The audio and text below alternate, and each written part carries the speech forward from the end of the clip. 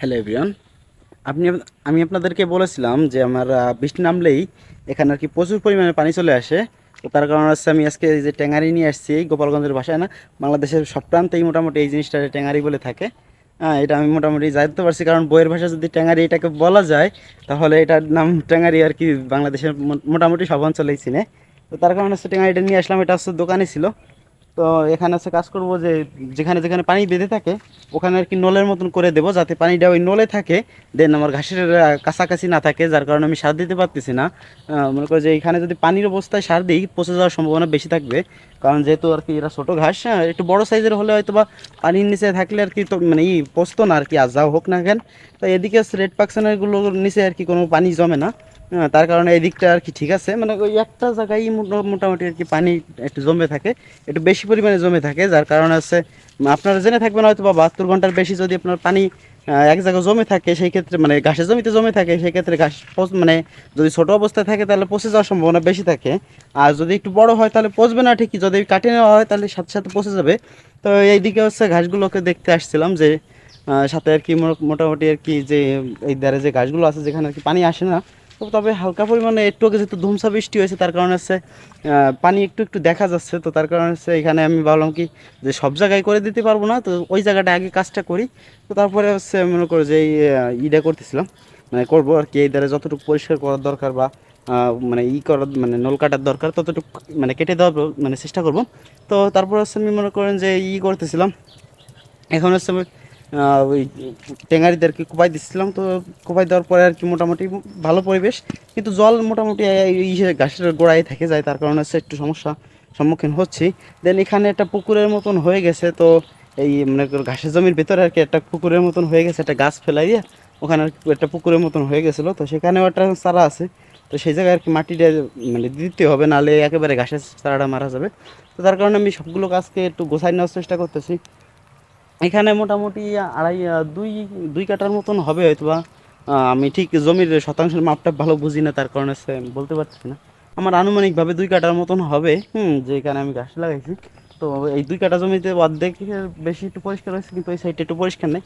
দেন আর ওই সাইডে আরও হাফ কাঠার মতন হবে, ওইটুকু জায়গায় মোটামুটি আমার ঘাস লাগানো লাগবে, কারণ যথেষ্ট পরিমাণে ঘাসের ব্যাকআপ আমি দিতে পারতেছি না। কারণ এখন দেখেন আমার এই কটা ঘাস কেটে নেওয়া হয়ে গেলে ওইদিকে বড় হয়েছে, কিন্তু ওইদিকে যে তোমার টাকার মনে করো যে ইসের টাকার কেনার আর কি ঘাস, ঠিক আছে। যেমন হচ্ছে একবার কাটিয়ে নিলে 250 টাকা করে দেওয়া লাগবে, তো তার কারণে হচ্ছে কাটতেছি না। কাটলেই আমার টাকা গোনা লাগবে, তার কারণে যদি 10 দিন পরে কাটি তাহলে আমার 10টা দিনের খাবার আর কি বেশি হলে হবে, 5 দিনের আর কি বেশি হলে হবে। তো তার কারণে হচ্ছে আমি ওই ধারে কাটতেছি না, যে আপাতত খড় খাওয়াই রাখতেছি। আর এই যে এই ঘাসগুলো হয়তো বা বৃষ্টির কারণে আসলে ঘাস কাটতেও একটা অসুবিধা হচ্ছে প্রচুর পরিমাণে, তার কারণে আমি কাটতে পারতেছি না। দেন এখানে আমার কাজ করা শেষ হয়ে গেলে আপনাদেরকে ভিডিও করে দেখাচ্ছি। তো এখানে হচ্ছে নল কাটার চেষ্টা করছিলাম, ঠিক আছে, কিন্তু এখানে সফল হতে পারিনি, কারণ হচ্ছে যে পরিমাণ নল খোসা লাগবে, তো তার সাথে দেখি মাটি দিয়ে আর কি আমি যদি বাইরে থেকে মাটি এনে দিই তাতে আর কম মানে কষ্টে হয়ে যাবে। তো এখানে যদি মনে করো যতবারই আমি আটকাই না কেন, এখানে যেহেতু নিচু জায়গায় এখানে জল আসবেই, তার কারণ হচ্ছে এনে জল দিলে কাম হবে না, এনে মাটি ফেলাইতে হবে। তো হঠাৎ একটা আসে মানে ফোনের সাথে আমি মনে করো যে মানে আর কি ভিডিওটা কেটে গেছিলো।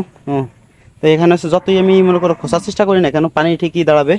তার কারণ হচ্ছে এখানে পানি মানে মাটি দেওয়া ছাড়া মনে করেন যে পানি নিষ্কাশনের ব্যবস্থা করার মতন কোনো পরিবেশ নেই, ওইদিকে উঁচা, তাই ওইদিকেও উঁচা। মোটামুটি কোনোরকমভাবে পানি নিষ্কাশনের ব্যবস্থা করার মতন পরিবেশ এখানে নেই।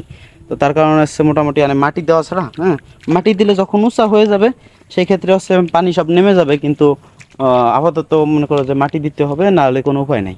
হ্যাঁ, এখানে ওই সিটা দিছিলাম তার কারণে একটু উঁচা হয়েছিল, কিন্তু ওই যে সিটা মনে করো যে মানে যেহেতু পচনশীল, তো তার কারণে আবার চাপিয়ে গেছে, চাপিয়ে যায় আবার মনে করো যে এরকম পরিবেশ হয়ে গেছে। তো তার কারণে আর কি একটু কষ্ট লাগতেছে, খারাপ লাগতেছে যে আরও যদি বেশি সিটা দিতে পারতাম তখন, তাহলে হয়তো বা এই সমস্যাটা হইতো না। তো দেখা যাক কী ব্যবস্থা করা যায়, ঠিক আছে, ব্যবস্থাটা করতে হবে, নাহলে তোমার গাছ বাঁচবে না।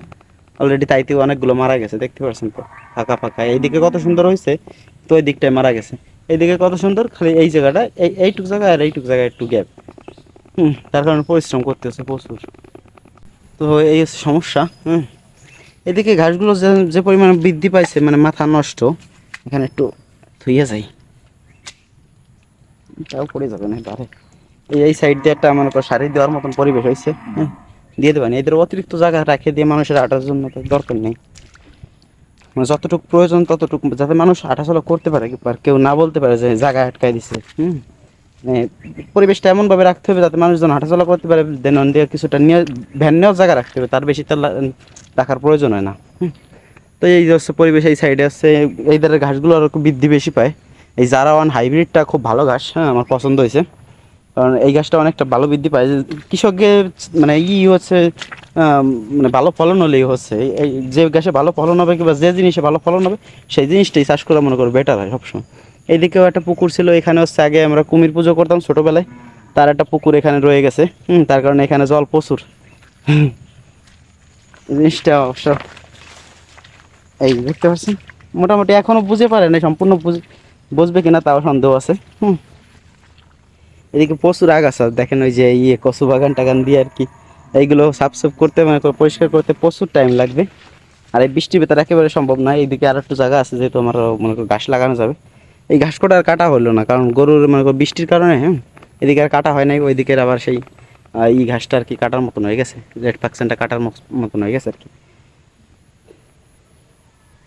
তো এই হচ্ছে মূলত আমার আপডেট, এছাড়া আর আপনাদেরকে দেখানোর মতন কিছু নাই আপাতত। তো তারপর যদি আরও কিছু ভিন্ন কিছু পাই তো তাহলে আপনাদেরকে জানাবো। নিয়মিত যে কন্টেন্টগুলো আপনাদেরকে দেখাই তো সেটা হচ্ছে সম্পূর্ণ ভিন্ন। একদিন যেটা দেখাই ওটাকে আর মনে করো 1 মাসের মধ্যে দেখানোর চেষ্টা করি না, তো যেটা একদিন দেখাবো ওইটা 1 মাসের মধ্যে আর আসবেও না, ঠিক আছে? কারণ ভিন্ন ভিন্ন কন্টেন্ট না দিলে আপনাদের রুচির এক মানে সমস্যা দেখা দেয়, পরবর্তীতে মনে করেন যে দেখতে আর ইচ্ছা করে না। তার কারণে আমি চেষ্টা করি সবসময় ভিন্ন ভিন্ন কিছু আপডেট দেওয়ার জন্য। তো সবাই আমার জন্য দোয়া আশীর্বাদ ভালোবাসা রাখবেন। তো আজকে এই পর্যন্তই, টাটা বাই বাই।